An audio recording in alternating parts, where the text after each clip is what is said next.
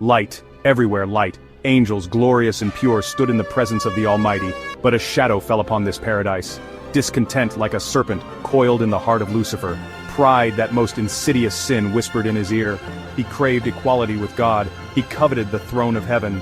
Lucifer, once the most radiant angel, now plotted rebellion. He rallied followers with promises of freedom and power. A third of heaven's angels, seduced by his lies, joined his banner. War, unthinkable in this divine realm, became inevitable. The very foundations of creation trembled as heaven prepared for battle. Michael, the warrior archangel, stood at the forefront of heaven's army. His loyalty to God was absolute, his courage unwavering, his face, usually serene, now hardened with the grim resolve of battle. In his hand, he held a flaming sword, forged in the heart of a dying star. Around him gathered legions of angels, their faces shining with righteous anger. Seraphim with their 6 wings chanted hymns of war. Cherubim, guardians of knowledge, prepared for the coming storm. Thrones, burning with divine fire, awaited the command to unleash their wrath. The air crackled with anticipation. Lucifer, now a grotesque parody of his former glory, surveyed his legions. His eyes, once filled with divine light, now burned with infernal fire. His wings, once white as snow, were now black as night. He reveled in the fear he inspired. Around him thronged the fallen angels, twisted and corrupted by their rebellion. Demons, their forms shifting and changing, snarled with bloodlust. Beelzebub, once a prince of heaven, now reveled in his role as lord of the flies. Leviathan, the monstrous serpent of the deep, awaited the chance to unleash its fury. The air reeked of sulfur and despair. The first clash was like the rending of creation. Heaven and hell met in a maelstrom of light and darkness. The roar of battle shook the very foundations of the universe. Angels and demons grappled in a deadly dance, their cries echoing through the void. Michael, a whirlwind of righteous fury, cut a swath through the enemy ranks. His sword, guided by divine purpose, struck true with every blow. Angels fell, their light extinguished, but for every fallen comrade 2 more took their place.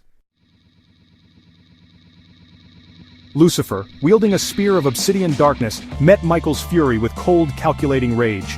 Each blow from his spear ripped at the fabric of reality, threatening to unravel creation itself. The fallen angels, fueled by hatred and despair, fought with the ferocity of cornered beasts. But heaven had its own arsenal. The archangels, each a force of nature unto themselves, unleashed their divine powers. Raphael, the healer, bathed the battlefield in cleansing light, bolstering the strength of the angels and burning the flesh of demons. Gabriel, the messenger, commanded the winds of heaven, scattering the enemy ranks and driving them back towards the abyss. Section 6. The Devil's Guile. Lucifer, sensing the tide turning against him, resorted to treachery. He sowed doubt and confusion among the ranks of angels, whispering lies and temptations into their hearts.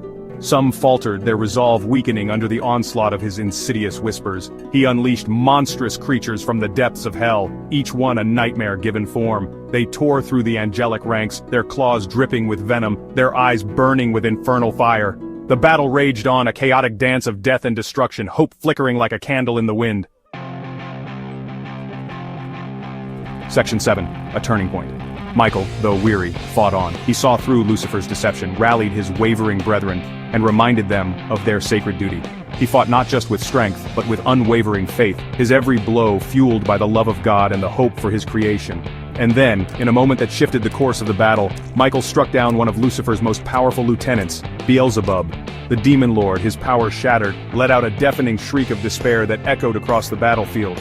This act of defiance, of unwavering faith, galvanized the angelic host. Section 8.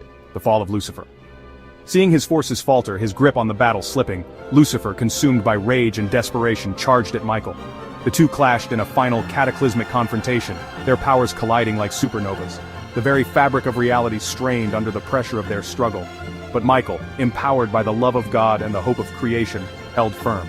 With a final earth-shattering blow, he struck Lucifer down, casting him from the heavens. The fallen angel, his rebellion crushed, his dreams of godhood shattered, plummeted into the abyss, his screams of rage echoing through the void.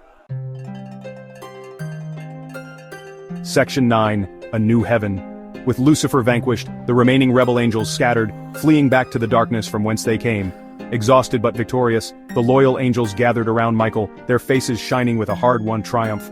The war was over, heaven was safe. but it was a victory tinged with sorrow. The rebellion had left its mark, heaven was forever changed, the memory of Lucifer's betrayal a scar upon its perfection. But from the ashes of that rebellion a new strength arose, a deeper understanding of the cost of freedom, and the importance of unwavering faith.